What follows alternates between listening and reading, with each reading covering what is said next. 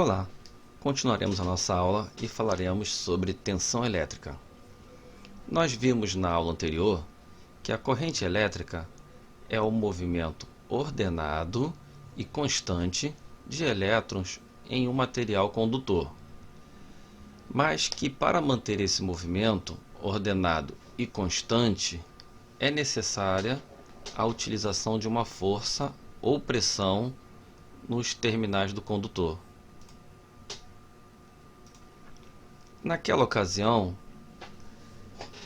nós ilustramos isso mostrando duas placas, uma com carga negativa e outra placa com carga positiva. A partir daí, passa a existir uma diferença de potencial nas extremidades do fio. E essa diferença de potencial força o deslocamento dos elétrons para o terminal positivo.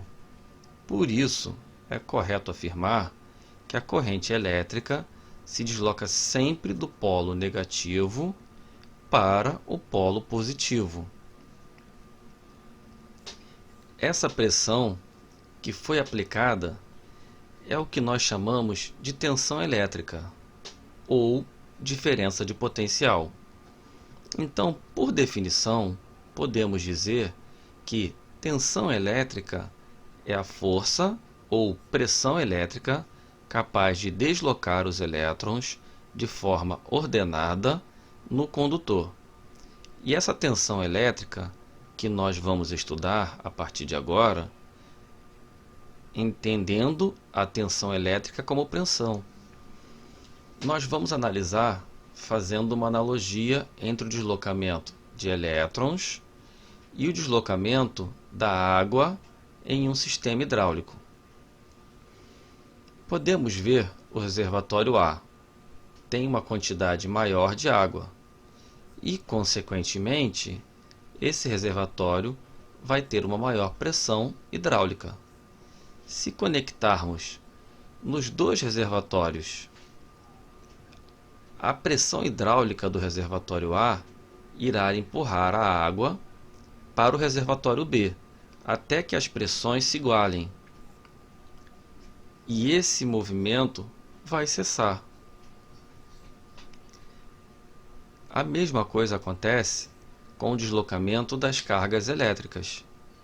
Vamos imaginar um reservatório A cheio de elétrons e um reservatório B cheio de prótons.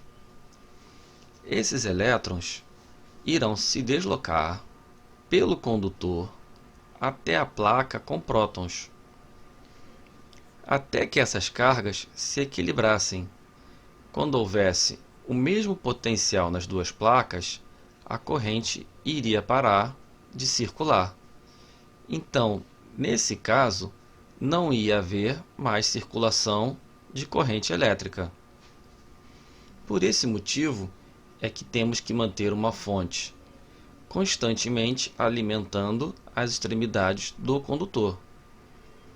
Aqui nós vemos dois corpos com potenciais elétricos diferentes.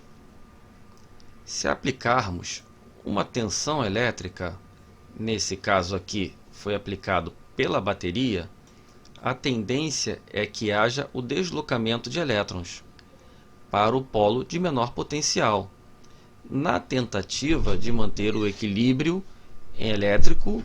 Então, quando houver a carga nessa bateria, essa diferença de potencial será mantida e, consequentemente, vai haver um fluxo de corrente elétrica nesse condutor. Vimos anteriormente que a unidade de medida da corrente elétrica é o ampere, que é representado pela letra A. Agora, nós iremos conhecer uma nova unidade de medida, que é o volt, e ele é representado pela letra V. Volt serve para indicar os níveis de tensão elétrica, e além da unidade padrão, da mesma forma que vimos na corrente, a tensão também tem seus múltiplos e submúltiplos. Nos múltiplos, nós temos o quilovolt, o megavolt e o gigavolt. Já os submúltiplos são o milivolt, o microvolt e o nanovolt.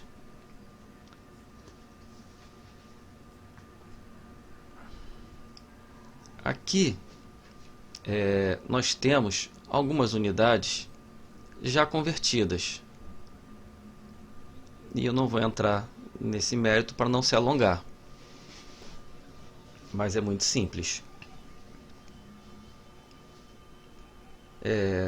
Agora nós vemos que há um equipamento que serve para determinar os valores da tensão elétrica. Esse equipamento é o voltímetro, que nós vemos aqui. Então, aqui temos um circuito aberto e mesmo assim há o registro de tensão no voltímetro. Por quê? Porque o voltímetro vai estar sempre ligado em paralelo com a fonte. Ele não vai depender da carga para indicar o nível de tensão. Mas, se nós fecharmos esse circuito, vai haver circulação de corrente. Mesmo assim, o voltímetro irá continuar marcando a mesma leitura que nós vimos anteriormente. Por quê? Porque a corrente elétrica não vai influenciar na leitura que o voltímetro vai apresentar. Então, essa é a nossa terceira aula, se eu não me engano, e nós já sabemos definir duas grandezas elétricas: a corrente elétrica e a tensão elétrica.